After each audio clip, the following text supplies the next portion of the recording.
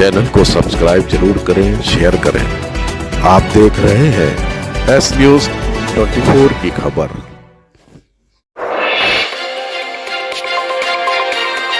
राजधानी Lucknow all India Pasmanda मुस्लिम समाज के तत्वाधान में प्रेस क्लब लखनऊ में अहम बैठक में गंभीर मुद्दों पर की गई प्रेस वार्ता। सभी पदाधिकारियों को सम्मानित भी किया गया। इस मौके पर प्रदेश के पदाधिकारी मौजूद रहे। डॉक्टर साकिर अली मंसूरी, राष्ट्रीय अध्यक्ष ऑल इंडिया पसमानदा मुस्लिम समाज, डॉक्टर एस अकमल, राष्ट्रीय प्रमुख महासचिव, आनंद गिहार, राष्ट्रीय अध्यक्ष राष्ट्रहित इंडियन पार्टी सेकुलर, शमशेर खां जज साहब, राष्ट्रीय अध्यक्ष आदि रोटी खाओ बच्चों को पढ़ाओ, एडवोकेट अदनान साकिर, वरिष्ठ राष्ट्रीय उपाध्यक्ष, मुमताज बेगम मंसूरी, राष्ट्रीय महासचिव, मोहम्मद अजरुद्दीन अंसारी, राष्ट्रीय कोषाध्यक्ष, मोहम्मद फजल मंसूरी, राष्ट्रीय प्रवक्ता, असलम कुरैशी, प्रदेश अध्यक्ष उत्तर प्रदेश, जैद खां मंसूरी, प्रदेश अध्यक्ष राजस्थान आदि प्रदेश के पदाधिकारी एवं सैकड़ों की संख्या में सदस्य और कार्यकर्ता उपस्थित रहे। लखनऊ से अशोक कुमार, एस न्यूज 24 की खबर।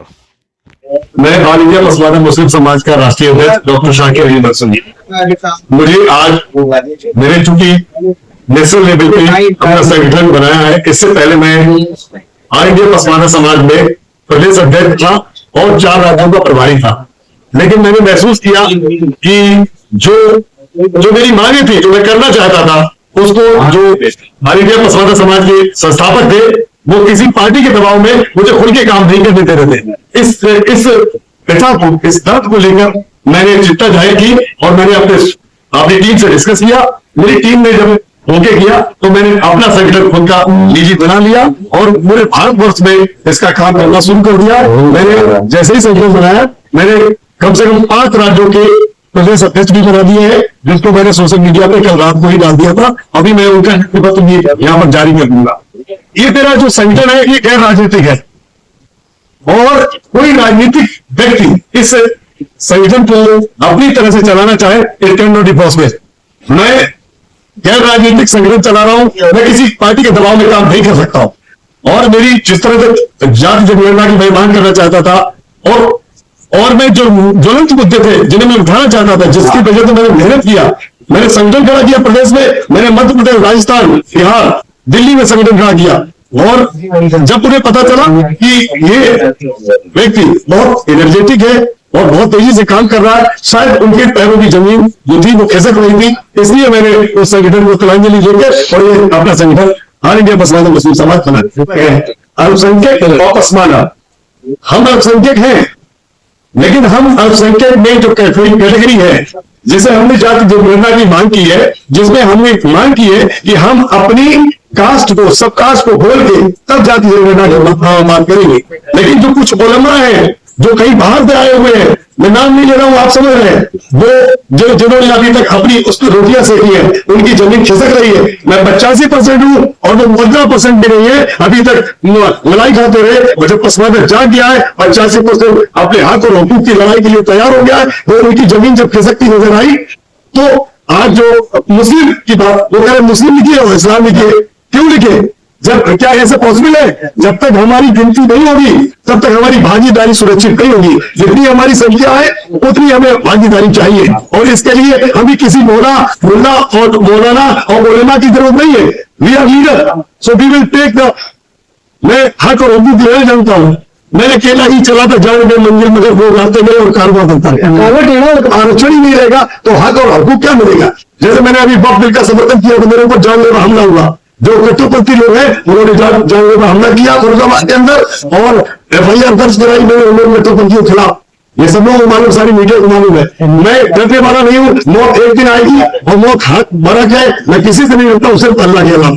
और मैं आपको बता दूं, मैं अपना हक लेके रहूंगा। ये मेरे कसम खाई है कि मैं अपना हाथ लेके रहूंगा। अब आपकी बात रही जहां तक अलग अलग की, सब एक है और एक जब बन के रहेंगे, सारे लोग इसी बैनर के नीचे आएंगे इंशाल्लाह। और अगली मीटिंग जब होगी दिल्ली में तो सारे लोग मेरे साथ बैठे होंगे, एक तरफ ये होंगे एक तरफ वो होंगे, जिनकी बात आप करेंगे। फिर वो सिर्फ लीडर आएंगे जो पसमानदा की बात करेगा वही देश पर राज करेगा। जय पसमानदा तय पसमा, देश का भविष्य है पसमानदा।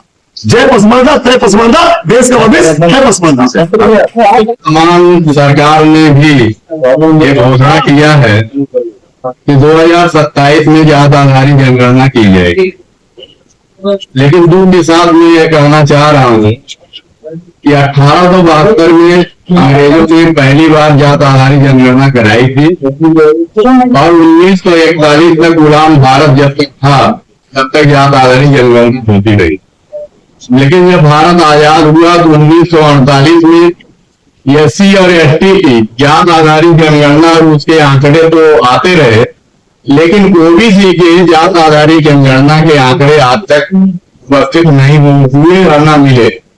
इसलिए जो 2027 में जात आधारित जनगणना करने का मुद्दा प्रधानमंत्री जी कह रहे हैं कि हम उत्तर प्रदेश सेंसस करेंगे, तो पसमानदा समाज जो है वह पसमानदा समाज जो ओबीसी में उसकी गिनती होगी तो पसमानदा समाज का वर्गीकरण करके उसकी संख्या को घोषित किया जाए और उसके उनके शासन प्रशासन में जो हिस्सेदारी है उसकी संख्या के अनुपात में दिया जाए।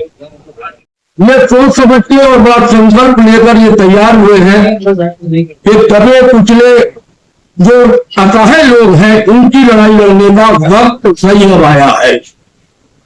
और हम सारे लोगों ने, जैसे अभी आप एक साहब ने निंदा उठाया था कि वो लोग अलग हो गए, ऐसा कुछ नहीं है।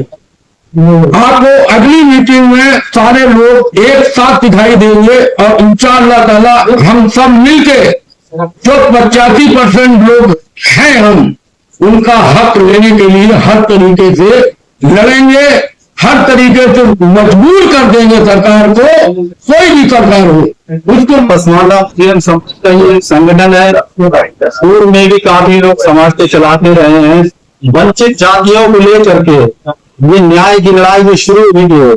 एक समय था बाबा साहब भीमराव अम्बेडकर ने भारतीय संविधान में इसका उल्लेख करते हुए आरक्षण की जो लड़ाई थी वो वंचितों के लिए कहा था कि अंतिम पायदान तक आरक्षण का लाभ जाना चाहिए, जिसके लिए माननीय सर्वोच्च न्यायालय ने ये 1 अगस्त 2024 को वर्गीकरण का आदेश देते हुए वंचितों को आरक्षण की व्यवस्था और जनगणना के लिए केंद्र सरकार अभी प्रस्ताव लाई है जिससे वंचितों को न्याय मिल जाए।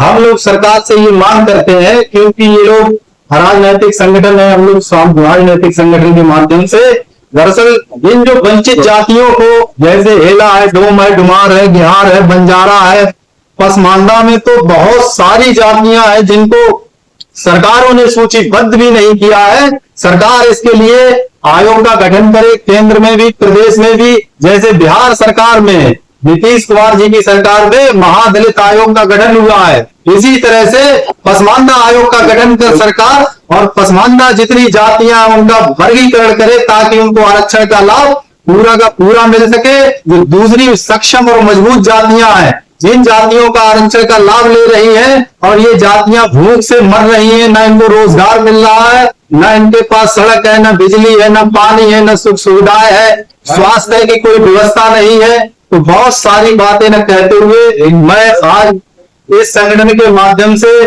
आप सब लोगों को, राष्ट्रीय अध्यक्ष जी को ये शुभकामना दूंगा कि आप बढ़िए। आपके लिए हम लोग लगातार संघर्ष करेंगे देश भर में। पसमानदा समाज की लड़ाई लड़ने के लिए राष्ट्रीय इंडियन पार्टी आपको पूर्णतः समर्थन देती है, देश की लड़ाई लड़ी जाएगी। जय पसमानदा, तय पसमानदा, देश का भविष्य है पसमानदा।